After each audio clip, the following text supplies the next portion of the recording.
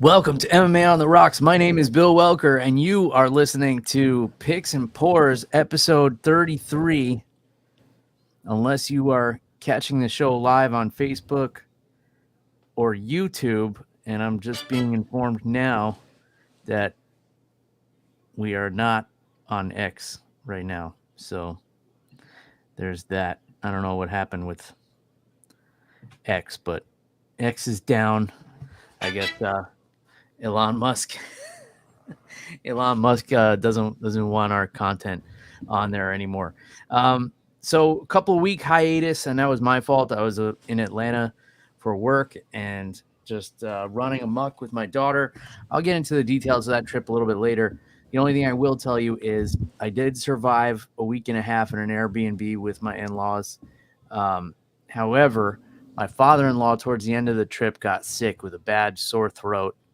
And now my wife seems to have gotten it, and I'm trying to do everything I can to avoid it because this Saturday, July 27th, in addition to UFC 304, I will be making my commentary debut for Sunset Fight Promotions, Battle in the Bay in Largo, Florida. So hopefully I can preserve my voice with bourbon long enough to make this long-awaited commentary debut. I guess it was a matter of time before I did something like this eventually, but my buddy Matt McCusker and my longtime Muay Thai coach started his own fight promotion right here in the Tampa Bay area, and the first event is going to be taking place this Saturday. I'm going to be doing commentary alongside my buddy and BKFC flyweight contender JR Ridge, so it's going to be a fun show. If you want, you can still get tickets online at sunsetfightpromotions.com, or you can stream on YouTube the event and listen to my commentary, which you may or may not be interested in if you listen to this show. All right, before we get into anything else, let me introduce from all the way across town, Matt the Mechanic. What's going on, Matt? Not much, Bill. I'm glad you're back. It seems like we live in a whole different world from the last time you left. Yeah, man. It's crazy. People shooting at the president. Hulk Hogan is doing politics stuff. Yeah, along with Dana White. Dana White flew all the way from Spain to do a bunch of coke and then go speak and introduce the president. That was wild. It's the American way. Yeah, I guess. I mean, the American way. Answer one question, brother. What you gonna do when Donald Trump and all the Trumpomaniacs run wild on you, brother? I love it because it's so symbolic of the cartoonish times that we're living in and just this circus of American politics. And it's like everybody's just kind of making it up as we go. So I guess we're left with Donald Trump and I guess almost certainly Kamala Harris as the two contenders in this shit show. And man, what a wild series of events that brought us here. Yeah, I mean, without sharing any political opinions, I had this can be my hot take without a shot this week. Okay. I think everybody needs to take a step back. Maybe find somebody in their life that's a friend that might have a little bit political view that's a little different to theirs, and try to just have a conversation. I mean, I don't think it seems like we're playing this one big DNR sports game when we're all pretty much the same. There's some weirdos and wackos on both sides, like we saw last Saturday. Oh, sure. But mostly, just talk to your friends and, get in little political debates, and that's how you change people's minds, and that's how you change your own mind. So, Yeah, that's pretty much how I go about it because I have friends on both sides of the fence. I wouldn't say like so extreme, but I tend to get along with everybody more or less if I choose to.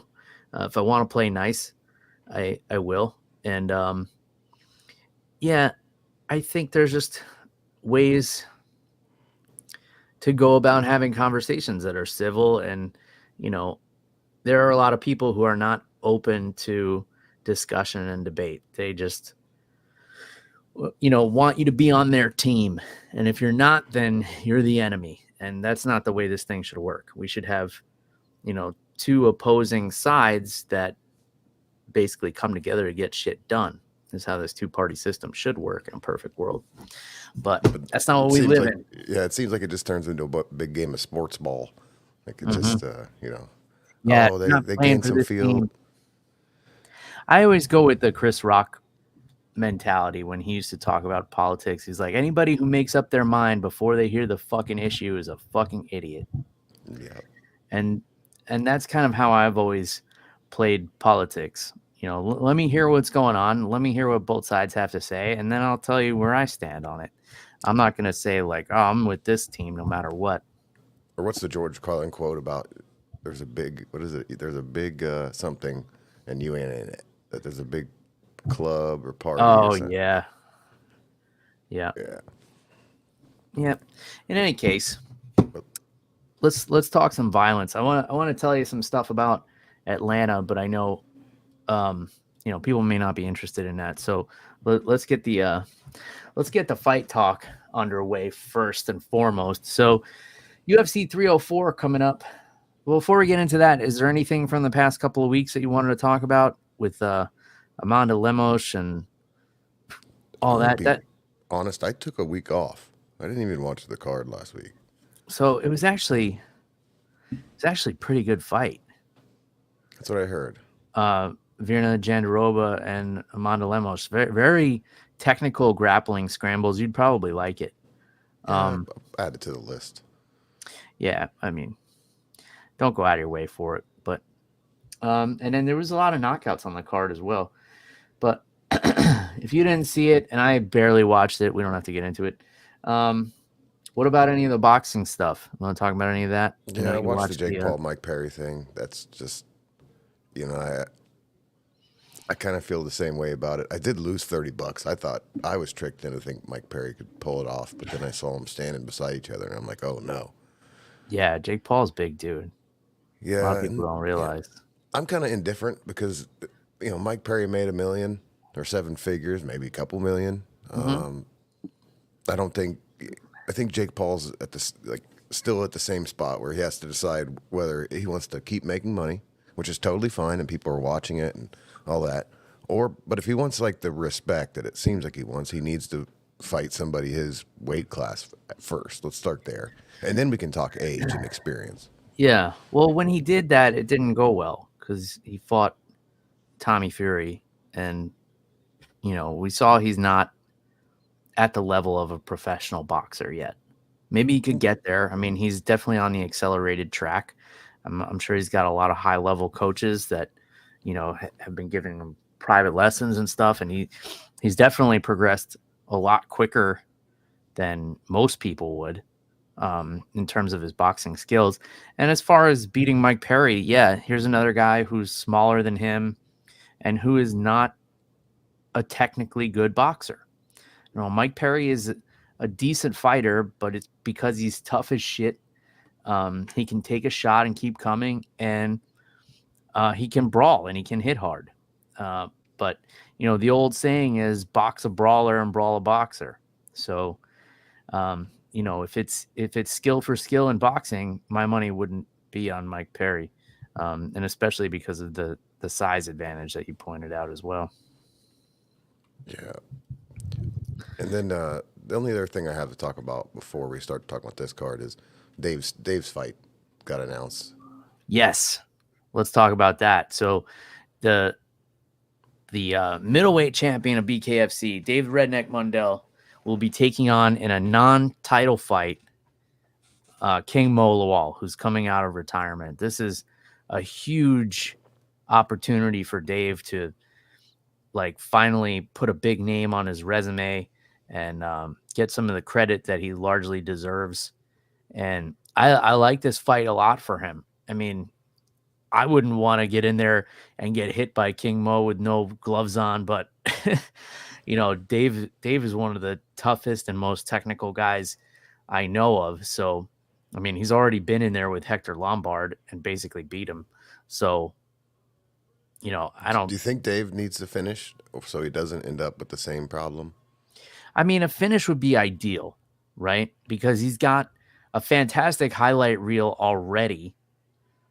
Well, I mean, obviously he wants a finish, but I mean, I just don't want him to get screwed again.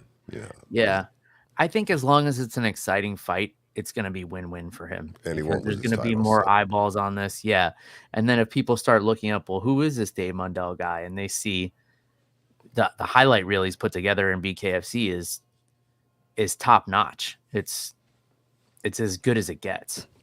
Yeah, I heard they were talking about King Mo coming back to BKFC on one of my podcasts, and the host immediately said, "Oh, I got King Mo," and the producer must have pulled up the Dave's record or something, and he's like, "Oh, wait a minute," he's like, "I've never heard of this guy, but his only loss is to Hector Lombard. Now it's a decision, so King Mo better be careful."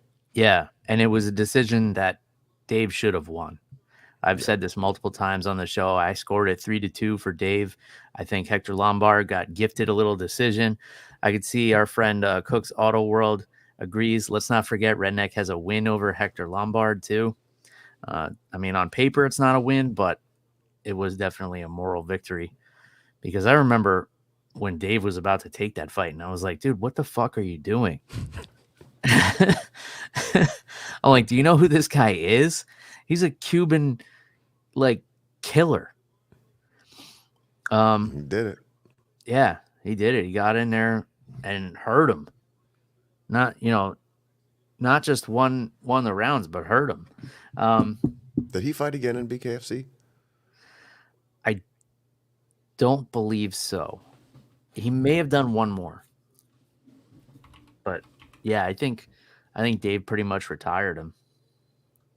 Yeah. And that was his line at the press conference. He told him, "You retired from the Olympics, you retired from the UFC, and after tomorrow night, I'm going to retire you from bare knuckle boxing." And that was the quote that kind of circulated leading up to that fight.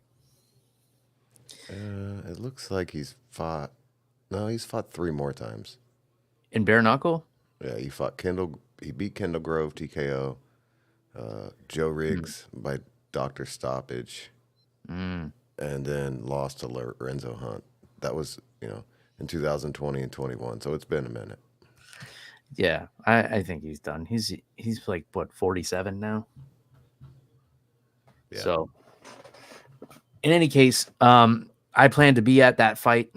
My buddy Ryan Reber is also fighting on that card. So I plan to be in attendance. That's in Daytona in September. Not Daytona, but wherever Hollywood. Yeah, Hollywood, Florida, which is like Miami. I don't know. Wait, the other it's side. It said Orange County. Isn't that Orlando? No. It's Hollywood. Because I remember I was looking up hotels the other day, which I need to get back on because I haven't booked one yet. Yeah, so that was a big announcement as well. So congratulations to Dave on that big fight, and it's a non-title fight too. So he's not even risking his title for this high-profile matchup because it's going to be at 185 pounds, I believe. It's Orlando, Bill. Did they move it? Orange County. I don't know what made me think that, but I'll look it up. I'll be quick. Hold on. Yeah, look up where are you looking up where the fight is or where Orange County is? Well, I thought the poster said Orange County. I don't know. I'm pretty sure it's Hollywood. No, it's Hollywood. You're right. Okay. So that's that. Reber's the main event. Yes, because his fight is for a title. And Dave's is not. So, yeah, Ryan Reber. Well-deserved main event coming up. So, it's going to be awesome. What's the date on that? I already took it off. Oh, all right. It's September something. September. The first number was 1, so the beginning of September. All right, fair enough. Let's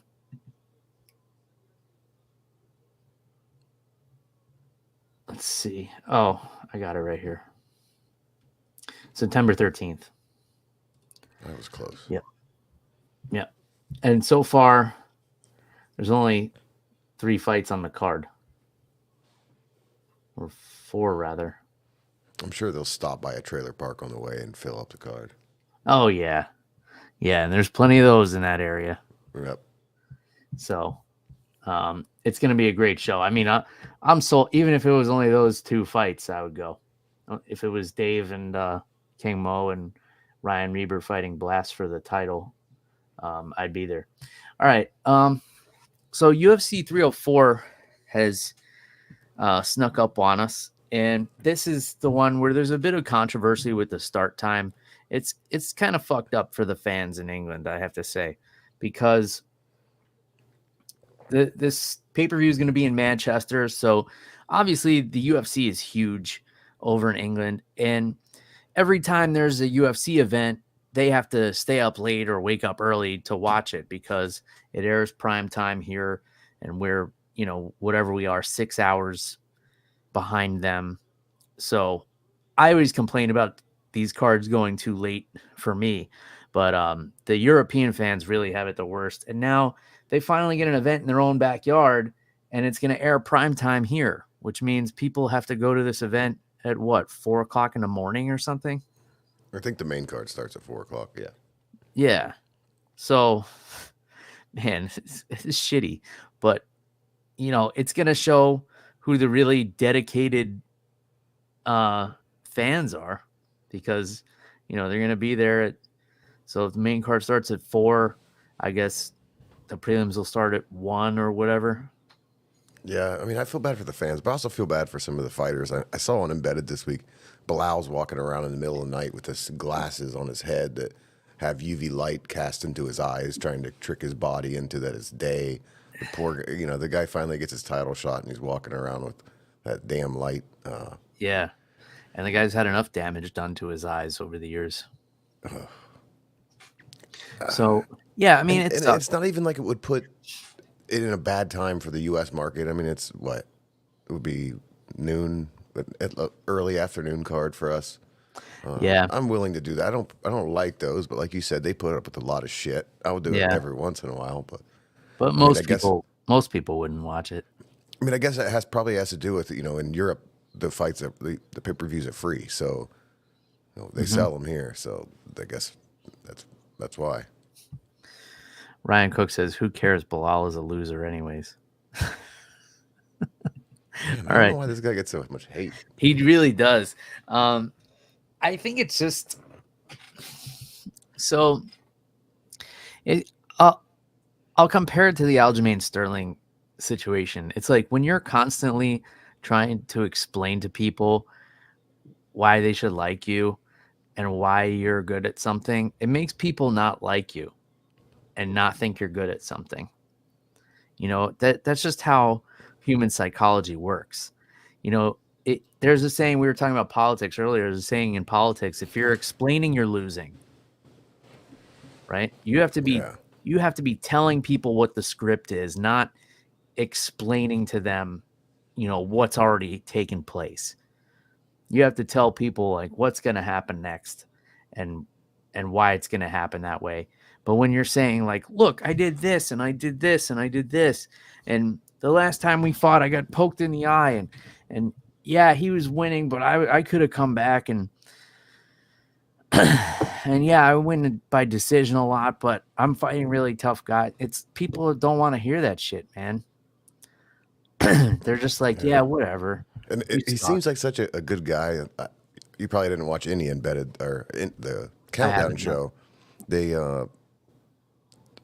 They were at Bilal's house, and Bilal has taken in a young kid from Gaza that had his kneecap blown up, and his father, and they got the kid's kneecap fixed. And in the video, they're showing Bilal saying how he struggles with what's going on in his home country, but he just wants to help kids, and he starts crying, and it's like, man, that's awesome. But then you read the comments, and he's getting shredded. Yeah.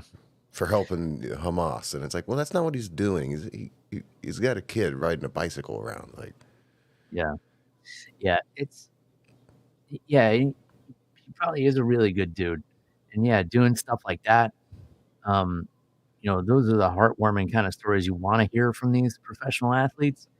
But then it's also people just love guys like John Jones who are going on coke binges and hitting pregnant women with cars, and like people are like, "Yeah, that guy's the man." People love Mike Perry. That guy's a piece of shit. Like he's beating up old men at bars. And same thing with Conor McGregor. This guy, like, every other month he's doing some dumb shit and people love him. Yeah. I mean, it goes back what we were talking about earlier. Just Bilal's helping a kid, but just because it doesn't seem to line up with their political team, he's a piece of shit. And it's like, well, Mhm. I kind of see that away. Like the problems that are going on over there, the way you start to fix it, or like one human can do something to help them is like, hey, just take a kid out of that life and provide him the life and break the cycle that the kid's forced into. But Yeah. And it's also seems to a lot of people, he's just boring. His fight style is boring. His personality is boring. I totally agree. I spent $50 on one of his T-shirts off johnnynick.com today because he's donating 100% of the proceeds to the charity that helps with this kid. And I'm like, "Oh, I'm not going to wear that shirt. They might as well keep it and just keep the $50. I said, because I don't want to walk Yeah. around with a Bilal Muhammad shirt. Yeah. People are gonna be like, "Who's that?" Yeah, what is that? And he'll tell them, "Remember the name." And I think it's even like an oversized cut, like the weird shirts that he wears with his chain. I'm like, oh, I'm not gonna wear that. But Yeah, yeah. I mean, he does some cringy stuff, man. And then on the other side of the coin, you have a guy who gets a lot of hate also, and he's not a boring fighter.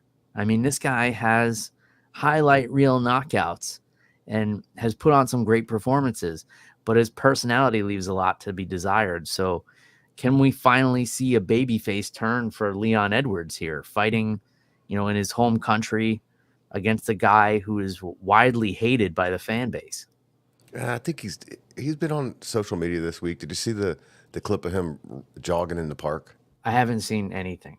Okay, so there's a awesome clip where he's just jogging through this park and he comes upon this pickup basketball game, and they see it's him and they say something to him, and they shoot it to him who's off the court, and he just hits it with a left kick from hell. The ball flies probably 15 feet to start flying over the basketball court, and then over the full court swish, and he just keeps on running. What?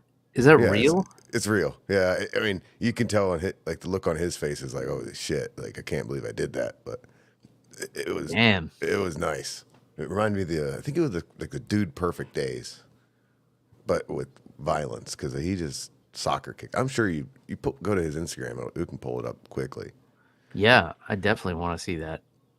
That's awesome. We might as well start with this fight. Yeah, I mean, we're already talking about it. Yeah. So,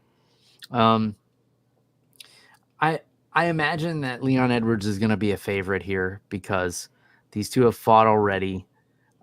Leon was piecing Bilal up until he accidentally poked him in the eye, and Bilal couldn't continue. So I would imagine for that reason alone, and the fact that Leon is a standard champion, that he would probably be, I want to say, in the vicinity of a minus 220. 258. That's So pretty close. Damn close.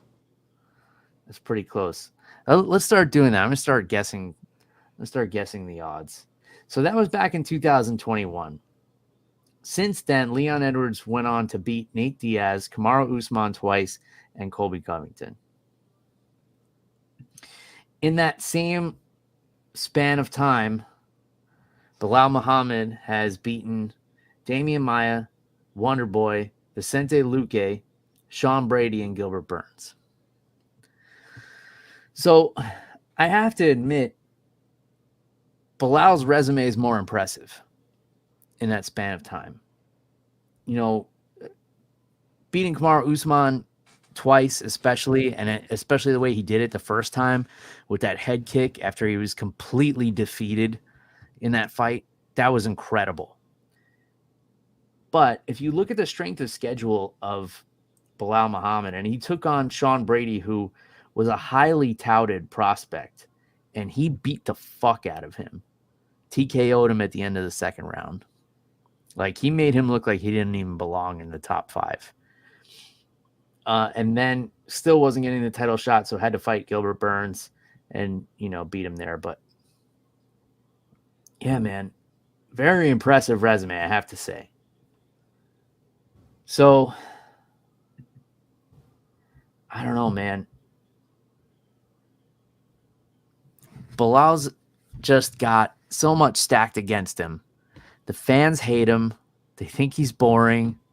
He's going to be in Manchester with a bunch of rowdy British fans who've been up all night drinking. It's going to be like 7:30 in the morning when he fights this guy.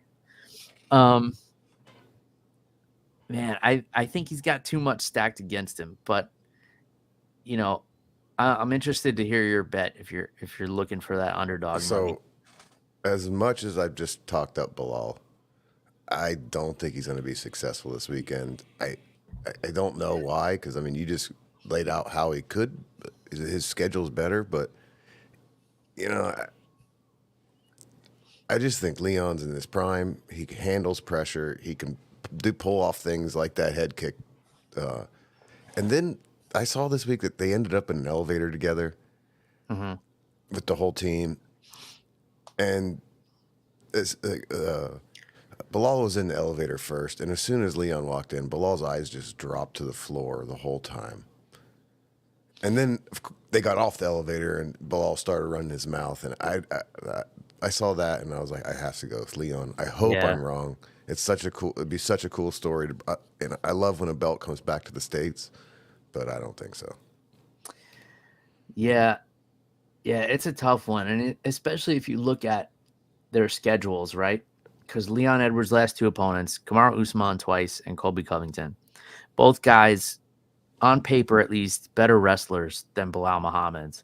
And what's Bilal's path to victory? It's to take Leon down and grind him out for 5 rounds. Now, we've already seen that Leon can withstand that from some of the best grapplers in the world and still come back with a knockout win. So he's going to be dangerous the whole 25 minutes.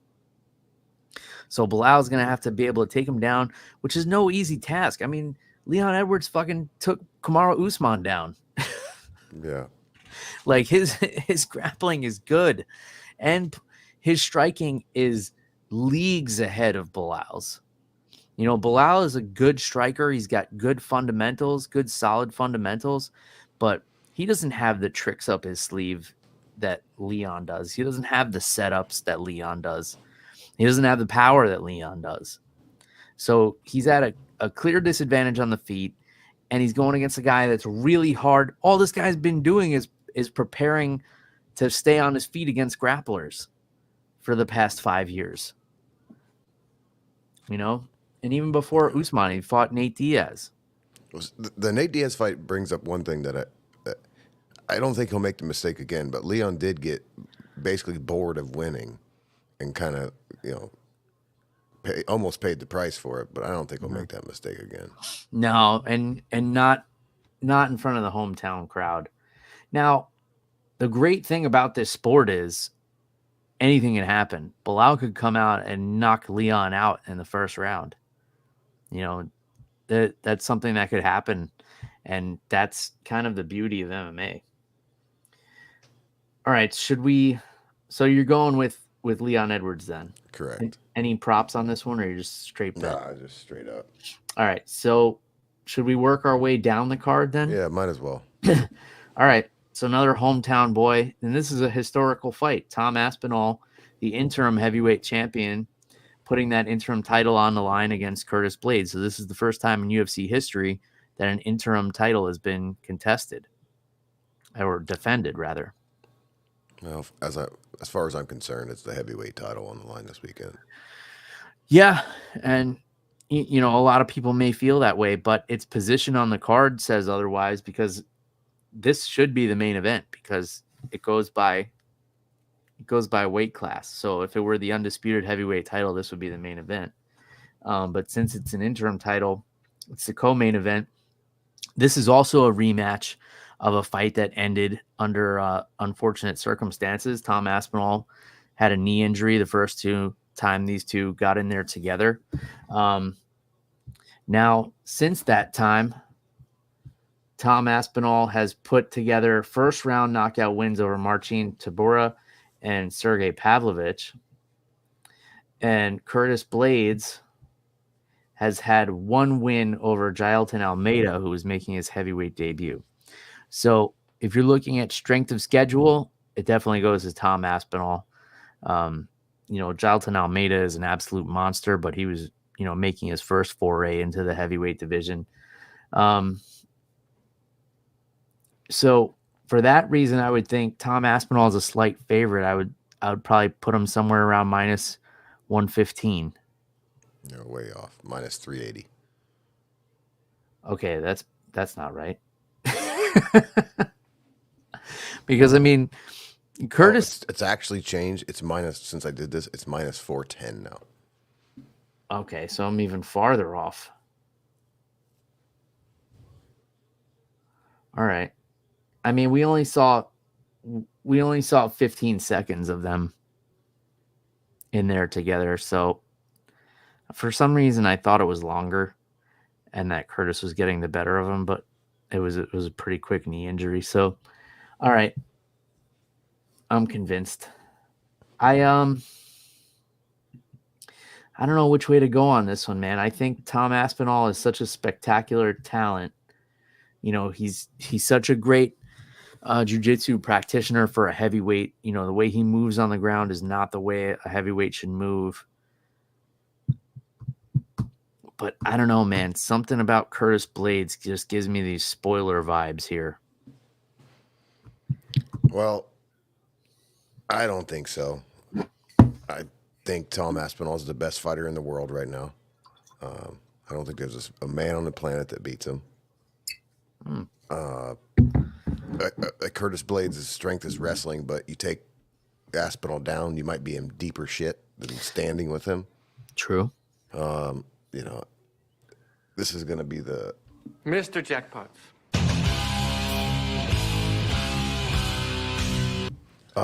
So I'm going to take Aspinall to win by knockout, but in round one is only plus 110,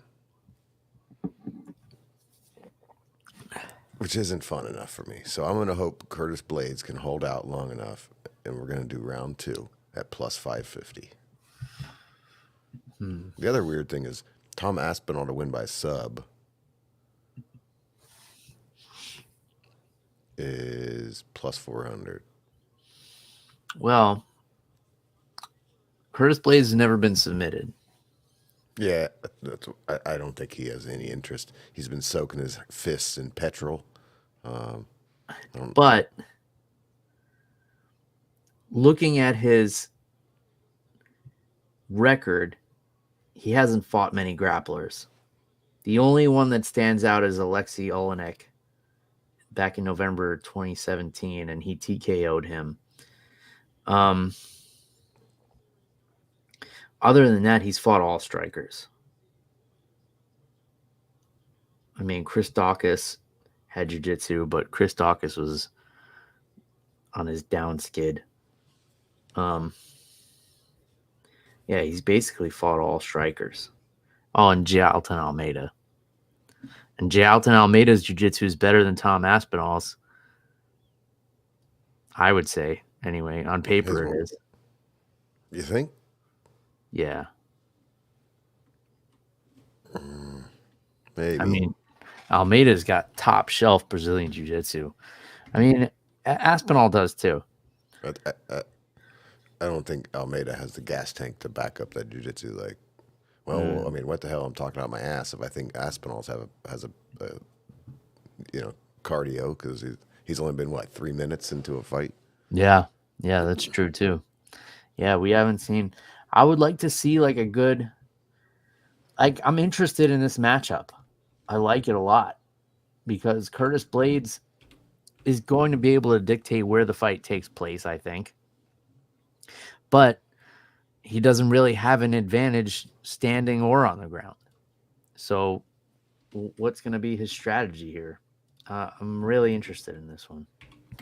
Anyway, I'm going knockout round 2 because plus 110 is not enough. All right. Moving on. King Green. Sherdog has his name incorrect here. His legal name is now King. They still have it as Bobby Green. Is going to be taking on Paddy the Baddy Pimblett. Two guys who both have very unorthodox striking. However, one of them is effective and the other is not. So Bobby Green has this kind of like Roy Jones Jr. style of striking where he keeps his hand down and his lead hand comes from weird angles. And Paddy's unorthodox because he just swings wildly with his chin straight up in the air. Not super effective, and I would imagine not going to work against a level of striker of King Green. And Paddy definitely has an advantage in the jiu-jitsu realm, I'd say, but not in the wrestling. And King Green has been proven to be very difficult to take down, even by high-level wrestlers and grapplers. He beat the shit out of Jim Miller in his last fight, and Jim Miller has better jiu-jitsu and wrestling than Paddy Pimblett. So I don't see a way that King Green loses this fight. But I don't think the odds are going to reflect that. What do you think it is? I think they probably have Paddy as a slight favorite. Paddy. Okay, so this is where these odds got weird. Monday, when I looked at this first, it was Bobby Green minus 120, Paddy minus 110. Mm-hmm. And that's kind of where I thought this fight was at. Like, this is a weird fight because Paddy is like, during all the press conferences, he owns the crowd. This whole, he's a superstar over there. And I don't know if you know this. This is his last fight of his contract that he has not signed yet. Okay. But so the odds have moved, and Green's still the same. Paddy's plus 100 now. Okay. So all that means is people saw the odds and started betting on Bobby Green. Yeah. When they saw it was a pick 'em, they're putting money on Bobby because if I were making these odds, I would have Bobby at minus 220 or so, because I don't see a scenario in which he loses this fight. I don't think he gets submitted by Paddy, and I don't think Paddy can outstrike him. I don't think Paddy can take him down. Unless he's fixed his striking a lot. I don't think he can take these shots from Bobby Green when he fights with his chin straight up in the air like that. So, I don't know. Who are you going with? I'm going with Paddy. Of course. Do you know where this fight is? Where is this fight? Like, in Manchester. What arena? It's the O2, isn't it? Is that in Manchester? Oh no. The Co-op Live. Okay. Yeah. Paddy has main evented and sold this arena out already. I don't know. I got Paddy the Baddy vibes this time. He's in shape. Yeah. He's been in camp for a long time. He's ripped up. Yeah, but it doesn't make him a good fighter. We'll see. You realize that Bobby Green just beat the shit out of Jim Miller? I know. Like I said, I went back and forth all week, and I'm probably Bobby Green lost a little bit with his name change. That just seems a bit weird. Makes you wonder what the hell's going on. And yeah, he's an eccentric dude. Well, but he seems to be getting more and more eccentric towards the end of his career. I don't know. And I like picking underdogs. Let me ask you this: how does he get it done?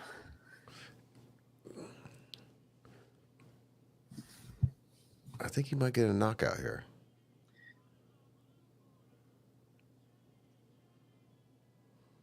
All right. But I mean, who is he knocked out? His No one last in the knockout UFC was yet. Luigi Vendramini, who was at the very end of his career. Okay, I'm grasping at straws here, but you're not budging me because it doesn't go well. All right. I mean, I don't for me it's not can the guy win, it's how can he win. And if I can't connect those dots, that's because I'll usually give like, all right, this is the path to victory for either fighter, right? Yeah. I just don't see a path for Paddy Pimblett in this fight, but you know, I've been wrong many times before. All right, 10-1 Christian Leroy Duncan against Gregory Rodriguez. I would imagine the odds are pretty close on this one, but Duncan a slight favorite. Yeah, Duncan's a favorite, minus 135. Okay, Side plus I was thinking 114. like minus 120 somewhere like there, but that sounds right. I see why he's the favorite. Gregory Rodriguez can be kind of hot and cold, but he's got a lot of momentum coming into this, coming off of knockout wins in his last two fights. I could go either way on this one. Where are you leaning? So everyone's picking Leroy here. Yeah, like you said, I can see why, but I'm going to take the RoboCop. I'm probably that big gash he had on his head. I don't know. Maybe it makes me want to pick him more, but I mean, he's RoboCop at an underdog placement. What the hell? I mean, he's tough. He can knock people out. He's good on the ground. He's a good fighter. Yeah, he's very good, and I think Christian hasn't really fought high level competition yet. I mean, he looked great in his last two fights, but you know, Claudio Ribeiro and Dennis Tululin are kind of like the tier below RoboCop, in my opinion. So yeah, I'm not mad at this underdog pick. All right, in the last fight on the main card, Arnold Allen and Giga Chikadze. I actually really love this matchup. Arnold Allen on a bit of a skid, back-to-back losses against Movsar Evloev and Max Holloway. You know, two super tough opponents, obviously. Max Holloway, one of the greatest to ever do it. And Evloev is just a puzzle that's really hard to solve. And Chikadze coming off of a forgettable win over Alex Caceres. And before that, a loss to Calvin Kattar. Before that was pretty dominant. Knocked out Edson Barbosa, knocked out Cub Swanson. I lean towards Chikadze here, but you know, I feel it's probably like a pick 'em. No, Allen's minus 225. Giga's plus 185. Okay, so. that was going to be my 2-1. next point. I was going to say all the British guys seem to be getting favor in the odds. So, yeah. All right, who are you taking? So I'm taking Allen. I have Allen big time. I for some reason I always dismiss Giga quickly. He seems like he has that that nice kick with the Giga kick, but I don't think Allen will be far away enough for that. Like I think Allen is going to get in close, and also isn't Arnold Allen a southpaw? I don't know, Billy. You're the fighter. Not anymore. Mechanic. I believe Arnold Allen's a southpaw. So the Giga kick is a switch kick to the body, which orthodox fighters are more susceptible to. And that's all I'm going to say about it, because I'm not sure if Arnold Allen is a southpaw or not. Yeah, that type of details is for you. My job is to watch Embedded and Countdown and make uh, predictions on how people should spend their money by how they looked at each other in the elevator. I should have done a little more research then. Um, let's see some other interesting fights on here. Obviously, Molly McCann fights always on the same card as Patty Pimblett, right? I mean, it's been a while. And she's fighting Bruna Brasil. This is one I wanted to make. I've been looking at because Bruna Brazil, she's had a head kick knockout in Contender Series, but hasn't done well. But she's one of my, part of one of our favorite team, the Fight Nerds, and and she's sitting at plus 275. Yeah, that's worth a bet because she can grapple. Yeah. Yeah, I mean, I don't. The Fight Nerds, they can do it all. Let me see. Yeah. Yeah. What do you have the odds in front of you? Mm-hmm. What's Bruna Brazil by submission? Bruna Brazil by submission is plus that 1,000. Yeah, that's the bet. We could take out the, because this Leon Edwards bet is useless. We're going to make 30 cents. So we could just add in for Molly to lose by Brazil by submission.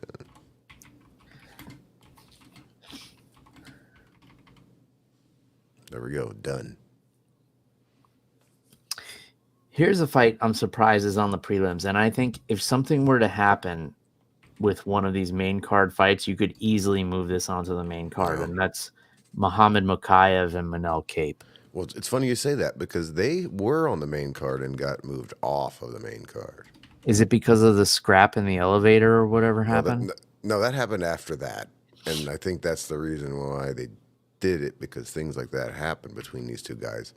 Because they got in a fight at the Performance Institute as well.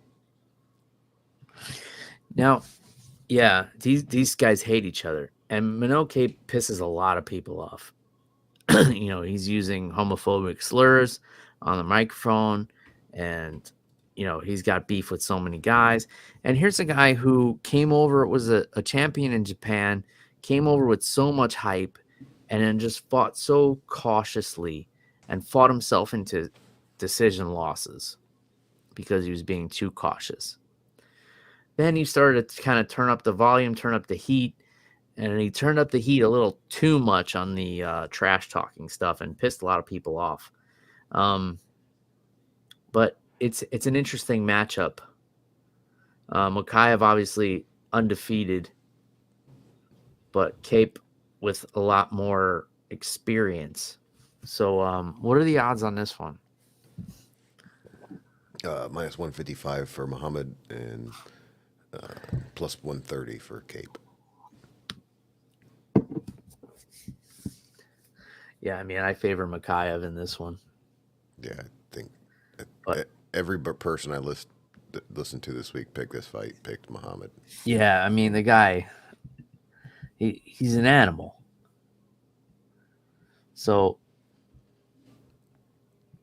I mean, submitted Tim Elliott, beat Alex Perez in his last fight, has a win over Cody Durden.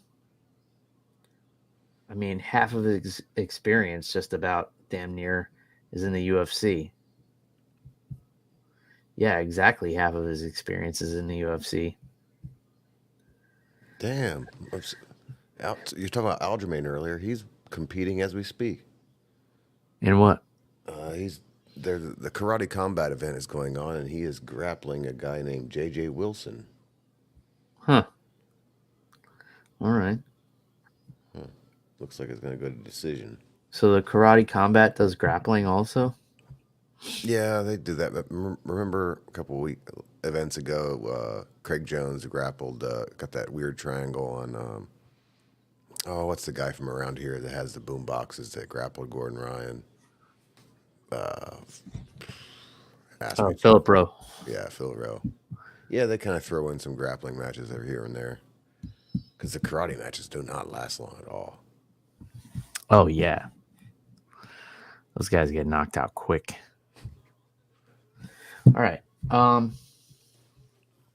that's all I got on this card. The only other thing I have to say is it seems as the trend continues, during the press conference, Bobby Green asked for a increase in the bonuses, and Dana did bump them up to 100K from 50. But, we started with 300, now we're down to 200, and now we're down to 100. So Dana's phasing that out. Yeah. All right. Okay. Anything else on the fights? Not on the fights. I got like 2 quick news events, and then you can go to your weekend. Mm-hmm. Did you see there's rules changes? I did not. So the 12-6 elbow is out in October. Okay. I like that. And then the knee to the grounded opponent changes in November. It's I have the rule right here. It says a fighter shall be considered grounded and may not be legally kneed or kicked to the head with any part of their body other than to the head when any part of their body other than their hands and feet is in contact with the canvas. So the hands and feet won't count anymore. Okay, I like that. So if they're down to like an elbow or a knee, yes, they you can't have to get be kneed elbow, a knee, or your butt or something, but you can't sit there and play the. Speaking of Aljamain Sterling, put one hand on the mat. yeah, Yeah. Okay, I like those changes. I would like to see. Yeah, the 12-6 elbow is stupid. I wonder if this is gonna bring John Jones into the conversation. Like, oh, he's look, already did it. He's already asking Dana if he can get that turned over. Yeah, but that's silly. It'll never happen. No, it's too long ago. I mean, did you ever see that fight? No, but I've heard the breakdown that it wasn't the knee or the elbow that did it. But. No, it wasn't. And Matt Hamill was, they called him the Hammer. He was a great wrestler. John Jones was flinging him around the ring like he was a child. He was foot sweeping him and just beating the shit out of him. Like he was toying with Matt Hamill. And Matt Hamill, won the Ultimate Fighter or no. He came in second on the Ultimate Fighter to Bisping, I believe. You got me, man. They fought in the finale of season 2, where a lot of people thought Matt Hamill won, but Bisping won. In any case, Matt Hamill was a good fighter. Also deaf, by the way, which was impressive because he was a Division 1 All-American wrestler. And I don't know, he had certain like codes and stuff with his coaches. I don't know how they were able to coach him, but they figured it out. In any case, John Jones toyed with him and, got disqualified for the elbow and actually was very gracious about it at the time. He was like, well, these are the rules. I lost. And he, handled it well. And that was before any of the bad John Jones drama. But in any case, yeah, they're never going to reverse it. It's weird that's what John Jones is concerned about. Like, it's a long time ago. Who gives a shit? Because he's got that 1 on his record. I think what he should be more pissed off about is ESPN this week put out the top 100 athletes after 2015. Uh-huh. And there was only one fighter on there, and he was number 66, and it was John Jones. Uh-huh. And there was fencers and badminton players. What? Yeah, all these crazy shit. Like 10 WNBA players. And that brings me to it's kind of a boring last thing, but the UFC deal is coming up with ESPN. Yeah. And I kind of like, when I saw that, I'm like, man, you think ESPN would give more props to fighters on this list? Yeah. And then when I was sitting here a little bit ago doing my prep, on my YouTube interview with Dana did today with it was CNBC Business NBC. Okay. Mentioned the NBA rights deal. I wonder if there's any implications, Dana, of that deal for the renewal that you're about to go into. I believe your TV rights, domestic one with ESPN, expires 2025. Yeah, it's interesting. Sports rights are through the roof right now. And, I have this philosophy that when I grew up, you had Channel 3, Channel 5, Channel 8, and Channel 13. I think that's going to be the same globally over the next several years, and you don't know who the players are going to be that will be the majors. Will it be Disney? Will it be YouTube? Will it be Amazon? Who knows? But yeah, our rights deal is going to be a big deal coming up here. And who knows? We could end up like the NBA and the NFL, where we end up on multiple channels instead of just one. Well, that's So I don't know. Take that for what it's worth. I noticed he didn't say the word Netflix or ESPN in that. Where he might end up, which is I was always thinking they were going to Netflix, but who knows? But he did say Disney, which owns ESPN. Yeah, okay. Good point. Yeah, I guess I don't know how much Dana is even involved in that. Do you think he is, or is that? I think he is. Or is that a? I don't know. I think Dana's. I think is the stuff Dana's involved in. That's why he isn't involved in the matchmaking so much anymore. Yeah. Interesting. I think if you're going to make a deal with the UFC to broadcast it, I'm pretty sure Dana will be in that room. Yeah, that's a good point. Yeah, he probably will be. All right. Anything else on Nope, fight? that's it. All right. What's that bottle in front of you? Yeah, I was just going to point that out. I didn't know if you were curious or not. So this is a whiskey that I discovered in Atlanta. It is an Atlanta distillery called, the distillery is called ASW, and the whiskey brand is Fiddler. So, and this is their baseline bourbon. It's called Unison. So I saw this at a couple of different local liquor stores that I went to while I was in Atlanta. I'd just pop in while I was getting groceries or something. And I was like, all right, let me research this a little bit. I saw it's a wheated bourbon, which I'm a fan of. So wheated bourbons tend to be on the sweeter side. So your Maker's Mark, your Wellers, things along those lines. So it kind of falls into that category. Now I got a bottle of this and finished it while I was there. And they had a distillery that was pretty close by to the convention center where I was working. And I was trying to finish up early on the last day where we were packing up our booth. But the distillery closed at 6 p.m. And that's around when we finished. So I didn't have a chance to get over there. And then they're only open on the weekends.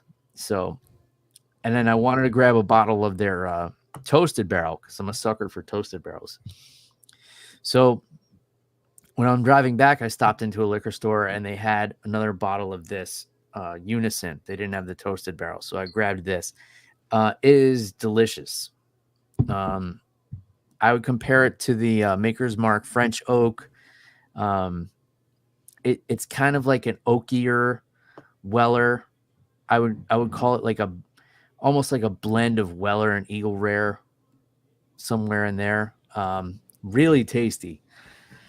Now, a lot of their stuff is what's called source by a company called MGP. MGP makes, a lot of the big brand whiskeys. They just have all the perfect recipes and basically mass produce it and sell them to different smaller labels.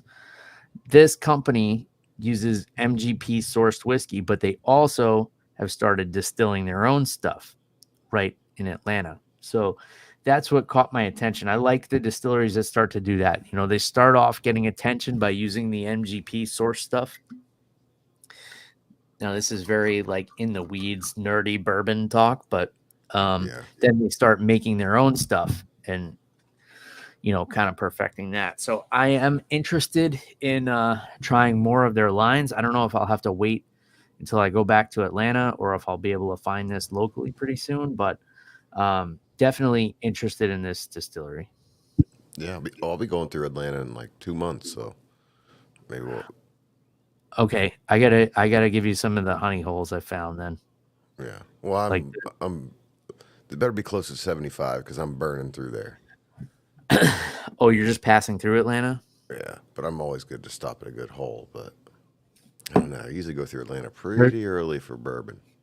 There's one right off of 75 where I found those Eagle Rares that I sent you the picture of. Oh, because I like to like when I take a road trip, I like to start early in the morning, and I like to make it to Atlanta by like right after breakfast time.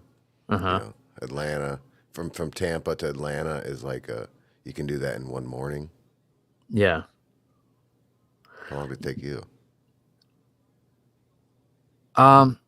Well, when I went by myself on the way to Atlanta, I got within an hour of Atlanta in, I don't know, 6 hours.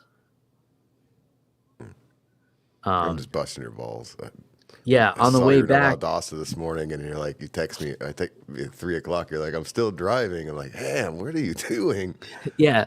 Well, so after Atlanta, we went to I forget the name of the town, but it's only like an hour away, and we stayed at the Great Wolf Lodge, which is Valdosta.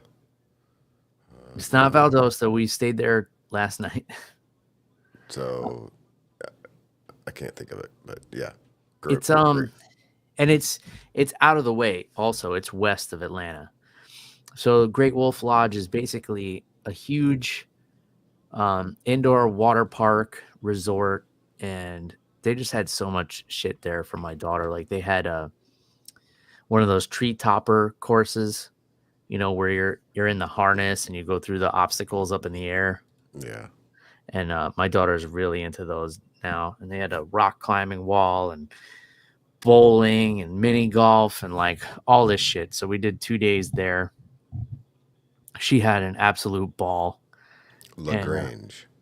LaGrange, that's it. Yeah, it's in the middle of nowhere. There's just this water park resort, and it was fun. We did all the big water slides, and my daughter just loves water parks, so it was fun. And then last night we stayed in Valdosta on the way back to Florida, and then today we went to the Swanee River National Park. Did a little hike in the rain. That's one of my favorite parks. Camped there many times. Isn't it the drive in to the once you get off the highway, the drive in like through the gate is like one of the most awesome pine forests I've seen. Yeah, it's gorgeous. I mean, those pine forests are awesome, and then the river is beautiful. I'm a big river guy. Like that's my kind of like spirit location. I love just like jumping in a river. Obviously, in this part of the country, you got to be careful about jumping in rivers. But the water was moving pretty good, so I wasn't too worried about any big gators or anything like that. Because they don't like the moving water too much. Yeah, the Swanee River is awesome. One of these days, you're gonna have to get a campsite on the river. It's awesome. I would do that by myself. My wife and daughter would. I mean, it's what we've been trying to get you to like find an Airbnb for you. Like, it seems like the secret's out. Like it's a really nice weekend. So I think it's really hard to do. We've been going there for 10 years, and like back then it wasn't as popular, but we have trouble finding places there. Yeah, for sure. Although my daughter's funny. She can be a bit of a tomboy, but then she could be real girly, right? So today we're at the river, it's raining, It's muddy. We were hiking like barefoot, and then she decides we're gonna have a mud fight. So we have a Nice. mud fight, the two of us. We're both covered in mud. So then I got to dunk her in the river and wash her off. And we're walking back, and she's like, "Ew, I stepped on a wet leaf." Right? After we were both just completely covered in mud. Like we were just pelting each other with balls of mud. And it was fun. My wife wanted nothing to do with it. I hope you took a good shower, man. That's poison ivy central, and especially this time of year. I mean, not in the water though. No, but like playing around in the mud in the forest. Yeah, but we were taking the mud like out of the river. Oh, yeah, that sounds fun. And that's funny that she's like, "Oh, ew, a leaf." Yeah, You know, yeah, the stuff that might be in that river, but that leaf's gross. yeah. That's kind of that's the dichotomy of kids, and like especially little female children, because she's like my kid's a badass. Like she was doing the tree topper course at the resort, and there was like a 10-year-old boy in front of us, and this kid was like shaking going across the thing, and my daughter's there like rolling her eyes. We're up, I don't know how high, maybe 40, 50 feet in the air, and my daughter's just zipping across these obstacles like with no hands, not holding on to the harness or anything. But then like well, I will the give her weirdest props because thing- I just did this with my 8-year-old nephew, and little Isaac. If you happen to see this, you were a pussy because he got back down after his first event obstacle. So props to Ariana.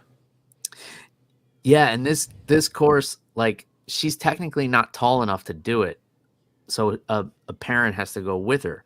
So the first time my wife went with her, and there's 2 levels to it, and then you finish the first level and get off, and they ask you if you're comfortable doing the second level, and then they send you up there.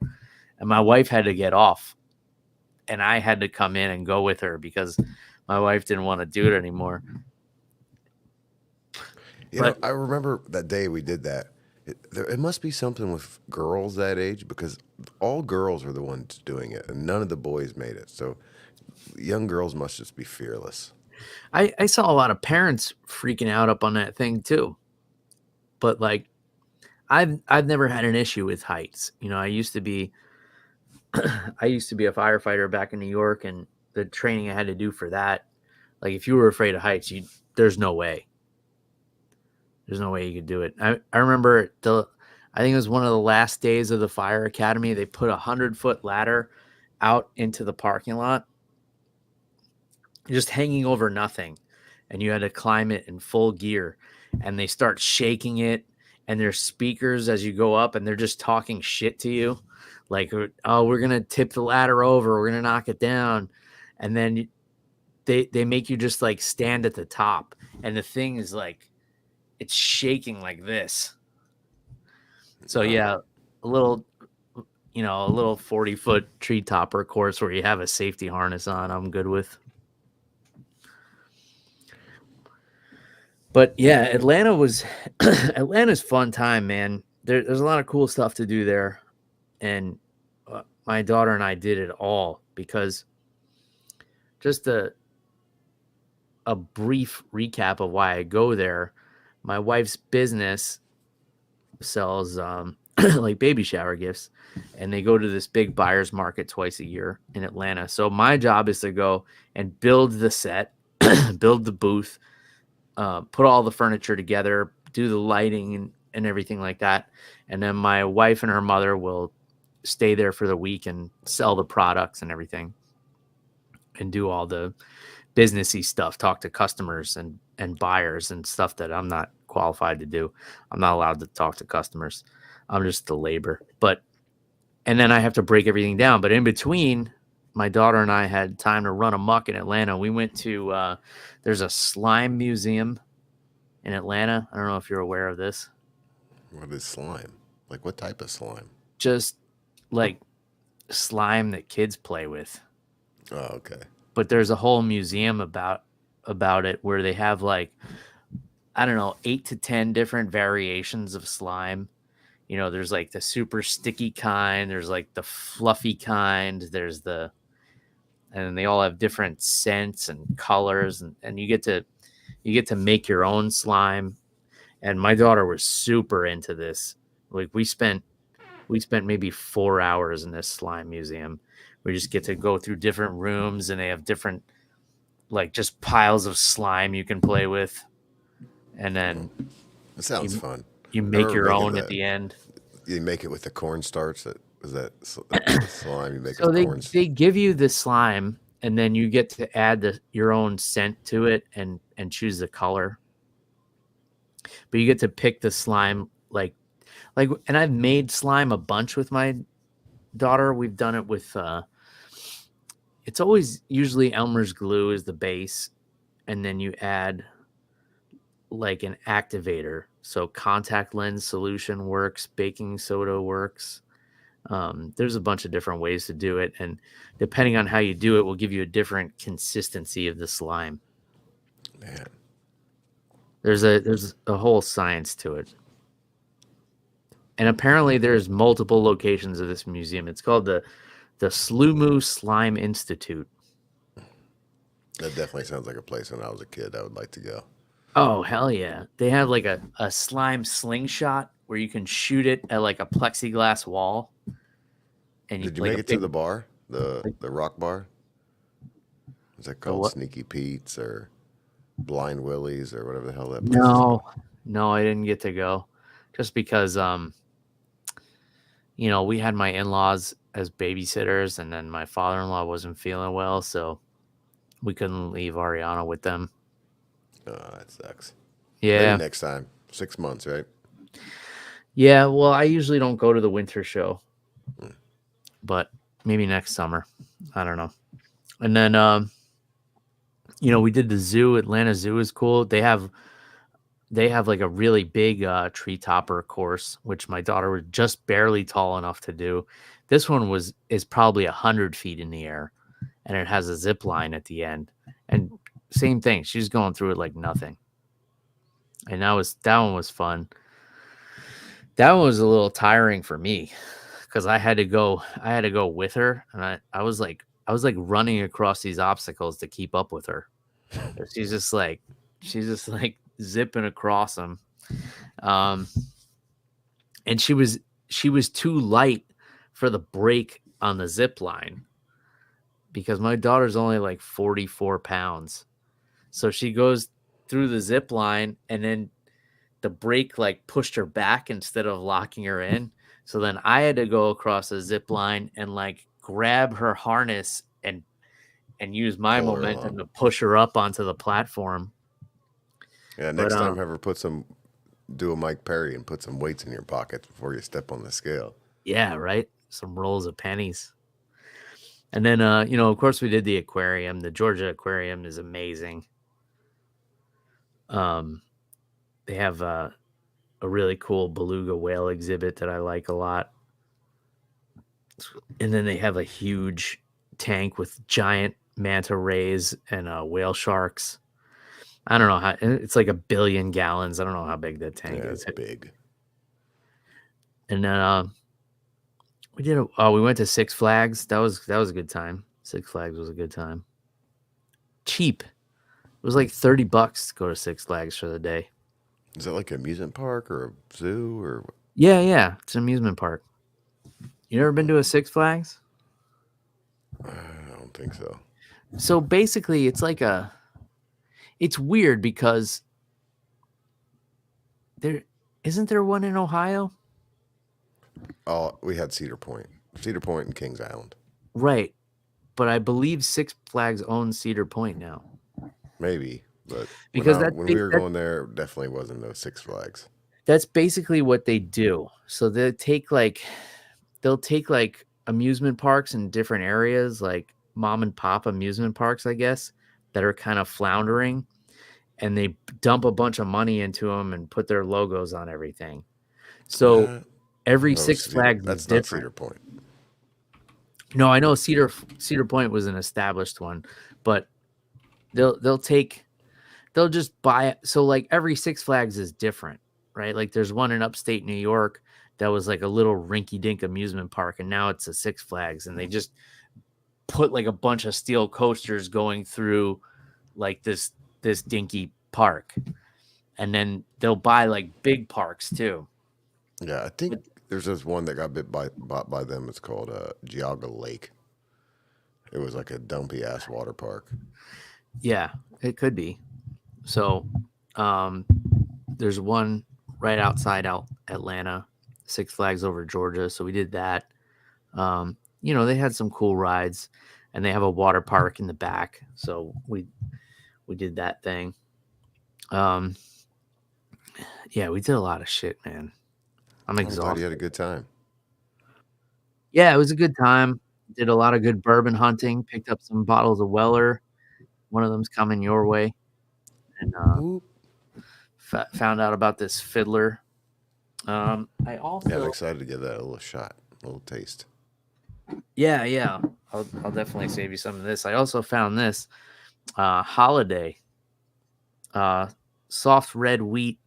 This is their Rickhouse proof. So our buddy Earl told me about this brand. He told me to keep an eye out for it. He said if I find a Rickhouse proof to grab it. And this is really tasty. It reminds me of the kind of like a Blanton's, kind of like the Redwood Empire kind of flavor profiles, but higher proof. This one is, let me see the proof on this. 119.8 proof. Whoa, it's too rich for my blood. It's got some heat to it. So yeah, it was a good trip. We had a good time. Nice. Did you see next week's card? I'm really looking forward to that. No, man, I haven't been looking at anything, to be honest. But I'll pull it up real quick. I think we should leave on this. Even though Nick Diaz is not fighting, they finally decided it was not a good idea to ship Nick Diaz to Saudi Arabia. Yeah, probably not the best idea. Ooh, Sandhagen and Nurmagomedov. I like that. Oh, and Shara Bullet in the co-main event against Mikhail Olajanchik. And look at the feature fight. Cheeto Vera and Davison Figueiredo. Tony Ferguson and Michael Chiesa. Why are they doing that to Tony Ferguson? I don't know. I guess they might want to leave his body there. This card is better than the pay-per-view. Yes. Yeah, it is. Shamil Ghaziv and Dontel Mays. And it's in your time frame. It's Saturday at 3 p.m. main event. Oh, wonderful. Got Alonzo Menningfield. Mackenzie Dern and Lupita Godinez. I like that. Yeah, Menifield fighting the undefeated Azamat Mirzakhanov. Yeah, this card is awesome. I'm tuning in just for Shara Bullet. Yeah, I knew you'd be excited when you saw that. That was the replacement for the Nick Diaz Vicente Luque. I like it. Man, poor Vicente Luque. Yeah. He keeps getting screwed out of these high profile fights. Who was he supposed to fight last time? They pulled out. Gary. Oh yeah. Damn. All right. Well, let's leave it at that then. Yep. All right. If you guys want to grab some MMA on the Rocks merchandise, reaper1.co is the website. You use the promo code MMA Rocks 10. If you want to catch my commentary debut, it's Sunset Fight Promotions. It should be streaming on YouTube. I'll post a link on my social media as soon as I have it. Amateur Muay Thai. Should be a fun card. I'm excited about it. I'm excited to, try my hand at some fight commentary, and we'll see how it goes. All right, that's all we got. So until next time, cheers, everybody. Goodbye.